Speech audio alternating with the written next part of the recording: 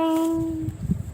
The Book of Eternal Night, Canto 1, Towards the Black Void, page 579, second line.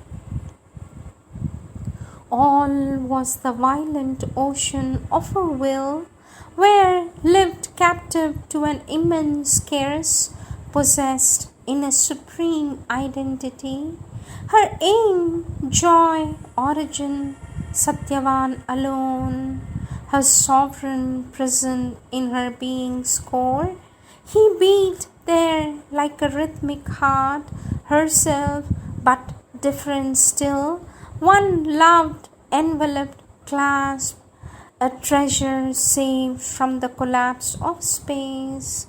Around him, nameless, infinite, she surged, her spirit fulfilled in his spirit, rich with all time, as if love's deathless moment had been found, a pearl within eternity's white shell. Then out of the engulfing sea of trance, her mind rose, drenched to light, streaming with hues of vision, and awake once more to time, returned to shape the lineaments of things and live in borders of the seen and known. Onward the three still moved in her soul scene, as if pacing through fragments of a dream.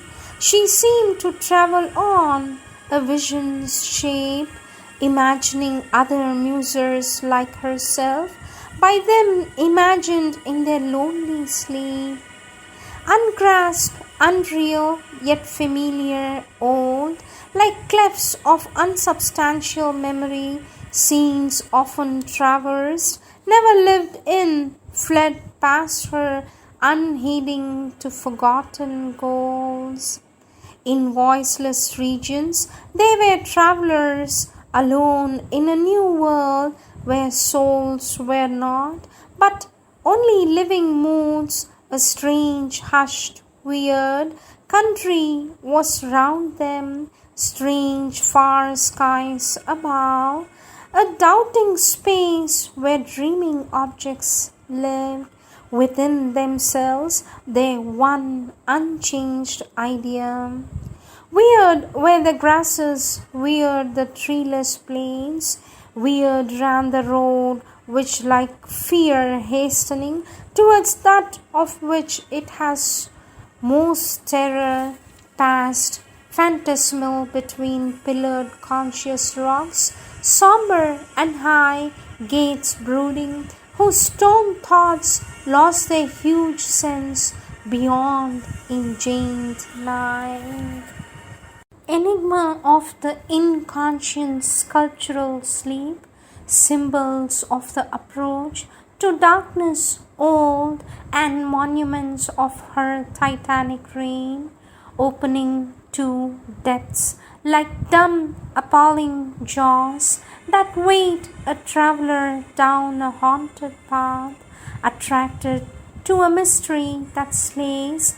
They watched across her road, cruel and still. Sentinels, they stood of dumb necessity, mute heads of vigilant and sullen gloom, carved muzzle of a dim, enormous world. Then to that chill, sear, heavy line arrived, where his feet touched the shadowy march's brink. Turning, arrested, luminous Satyavan looked back with his wonderful eyes at Savitri. But death pealed forth his vast abysmal cry, "O mortal, turn back to thy transient kind, aspire not to accompany death to his home, as if thy breath could live where time must die. Think not thy mind-born passion strength from heaven to uplift thy spirit from its earthly base, and breaking out from the material cage to upbuoy thy feet of dream and groundless knot, and bear thee through the pathless infinite. Only in human limits man lives safe. Trust not in the unreal lots of time, immortal, deeming this image of thyself, which they have built on a dream's floating ground.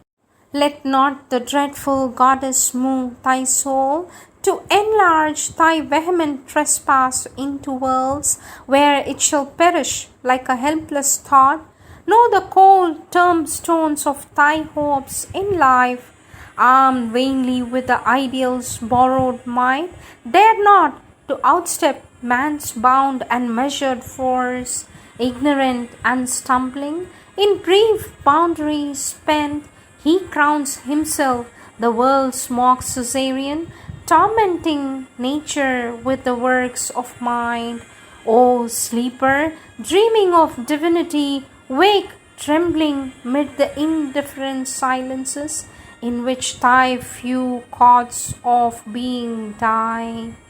Impermanent creatures, sorrowful foam of time, your transient loves bind not the eternal gods.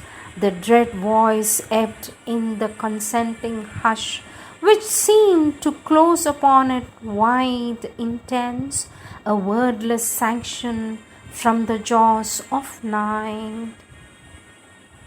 The woman answered not, her high nude soul, stripped of the girdle of mortality against fixed destiny and the grooves of law, stood up in its sheer will, a primal force, still like a statue on its pedestal, lone in the silence, and to vastness spared against midnight's dumb abysses, piled in front a column shaft of fire and light, she rose.